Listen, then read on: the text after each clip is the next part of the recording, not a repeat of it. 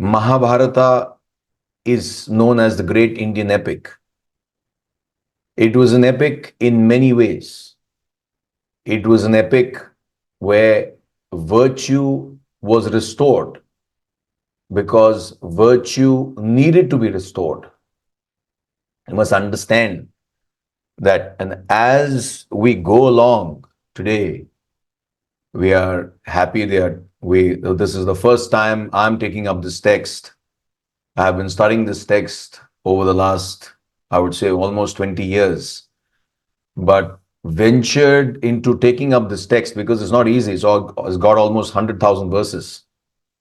And it is possible humanly to take up 100,000 verses, but I don't know when it'll end. We can start, but probably we'll have to meet in the next life to complete it.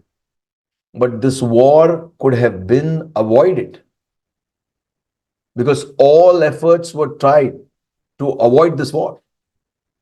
But when as I said, when the poison reaches the head, you become egoistic. And when the poison reaches the heart, you become selfish. You only see yourself. You don't even see your family. There are people who work for themselves and the family.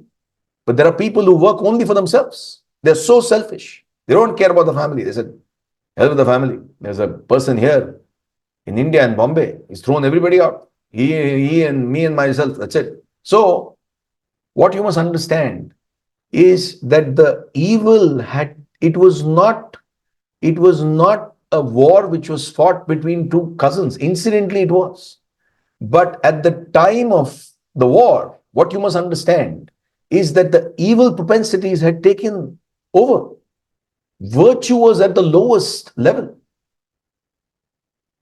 Women were getting exploited. Children were getting exploited. Powers was at high. There were high indulgences. How do you define a society where morality has gone down and immorality has come up? Indulgences. Imagine there are indulgences during the daytime. That was the state of this entire Bharatvarsha.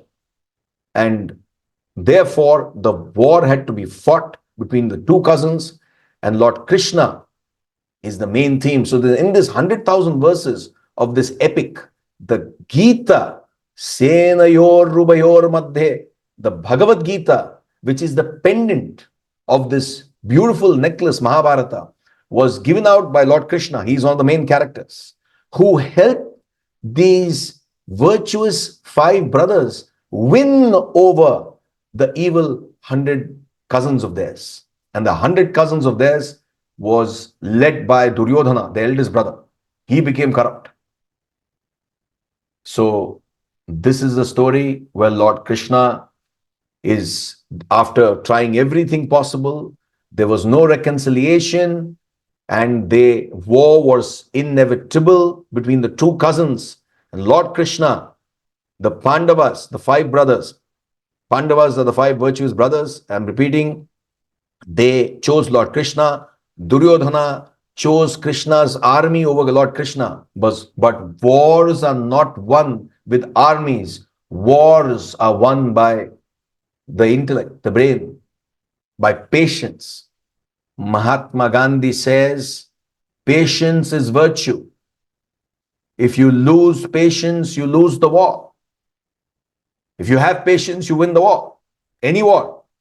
So at the 0 hour of the battle, the 0 hour, when the guns had been raised, when the cannons were in place, at the 0 hour of the battle, the commander of the 5 brothers, of the Pandavas, the 5 brothers, Arjuna, who was a close friend of Lord Krishna, he gave up, he succumbed. He says, my knees are knocking, my mouth is parched, my hair, I'm getting horripilations. How can we kill our cousins? When he saw his cousins, he told Lord Krishna, the 2 armies are poised to start the war, and can please drive the chariot. Senayor Rubayor Madhe.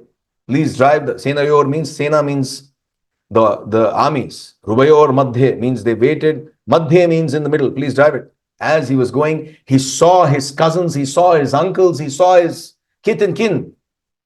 And he buckled. He forgot that the war is going to be fought for righteousness, for uplifting righteousness, and to handle unrighteousness. He forgot that. And once he forgot that, he became nervous. His emotions took over his head. The poison of his heart who entered his head. He stopped thinking. He was totally overwhelmed with emotions. He buckled. He told Lord Krishna, I cannot fight. That is the scene. And what happens later, we will see. Now, what I want to tell you all is, see, this is the story. This is where the story starts. It's called the beginning. The beginning at the holy river. Don't ask me which river. I'll tell you all which river it is later.